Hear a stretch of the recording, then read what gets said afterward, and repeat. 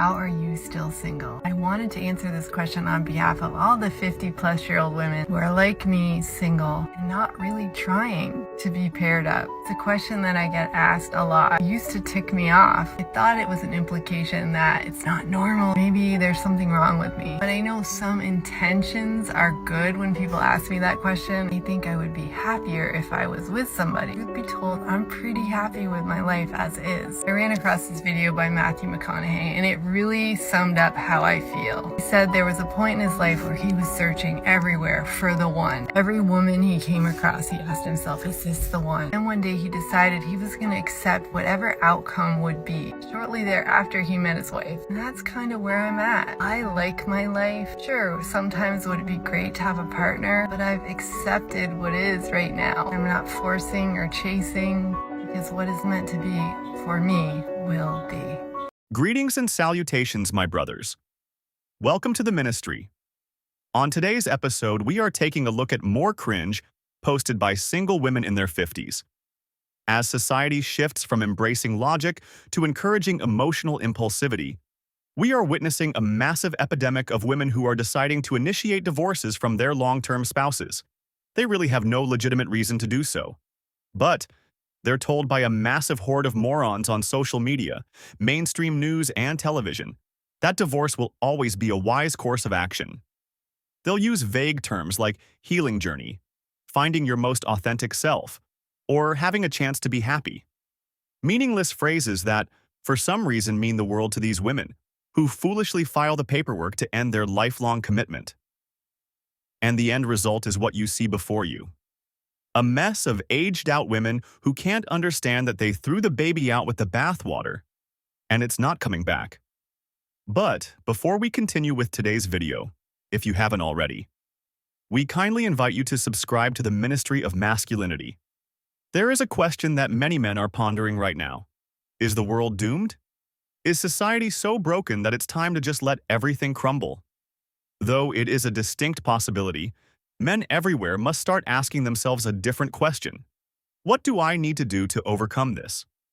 And the answer is simple, with an end result that is difficult to achieve.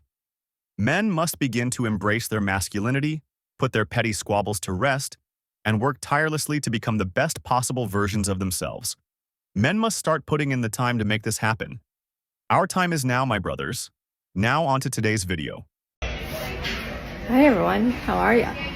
So, I did a social experiment. Here I am in the airport. See how busy it is. So I got myself a ring on, right? Talk about dating in our 50s. So I wanted to see more attention, less attention with a ring on. What do you think the answer is? Some of you might be surprised, some of you might guess it. Ring on, more attention. All right, guys. Naughty, naughty, naughty. One question that must be asked by these single women is, what did you expect? What did you think was going to happen when you entered the dating market at your age? What were you expecting to find? These women think it's easy to find desirable men out there. And though it's true, there are men out there looking for women their age. But generally speaking, men are typically uninterested in a woman who divorced her husband after 30-plus years of marriage. If she's willing to throw that away in a moment of emotional weakness, what will she do with the next man? She will leave him at the drop of a hat the second she assumes she's not getting what she thinks she deserves from that man. And the man will be left to pick up the pieces. It's a raw deal that men don't deserve. All of my Gen X single ladies, I just turned 53 and was in Europe.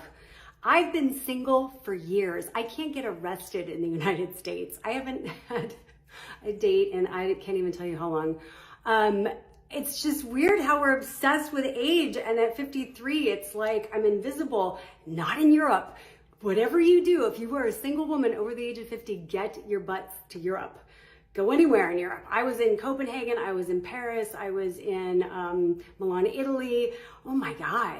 I mean, I felt alive again. Men were gentlemen. They were looking, they were saying, they were flirting. Their flirt game is solid. I felt like I was in my 20s again. It was amazing. They just don't have an issue with age over there. They love older women. They respect older women. Older women are sexy to them. It's so different here. It's like we're invisible over a certain age. Not over there. Not to mention they dress better, they smell better, and they're way more cultured. And sexy accents. It was the ultimate ego boost vacation. Once a woman over 50 starts to realize that she's not really wanted on the dating market, she goes from confusion to wallowing in self-pity. She will go to her echo chamber and wonder why she can't find a man and how she's worried she's going to die alone, and will become as dramatic as possible. And like clockwork, the floodgates of sympathy will open, and she will get all sorts of endless support in the form of false encouragement, embellished stories, and other platitudes that will remind this woman that she's a victim in a society that hates old women. Even though these allegations are never proven, nor are they even explored. It's just emotion, feeding more emotion. And when you have a society built on this kind of irrational behavior, bad things can and will start to happen. You know what no one can adequately prepare you for? Starting over late in life. Building a whole new set of friends. Dating again. Living somewhere completely new. All that jazz, really. If someone had said to me 20 years ago, when you are in your 50s, you will be on your own, I'd have been like, what the hell are you talking about? That's crazy talk. But yet here I am. And this is not let's have a karma pity party, because my life is pretty damn awesome. Seriously, people have said to me, I wish I had your life. So I am just grateful as hell for all that I have. But I gotta tell you, some days I'm like, man, this did not go as I was expecting. So I'm sure there's plenty of you on here in the exact same boat. So what are you doing on the weekends when everyone is paired up and you're just the lone wolf? Let me know. The dating world has become a casino for women.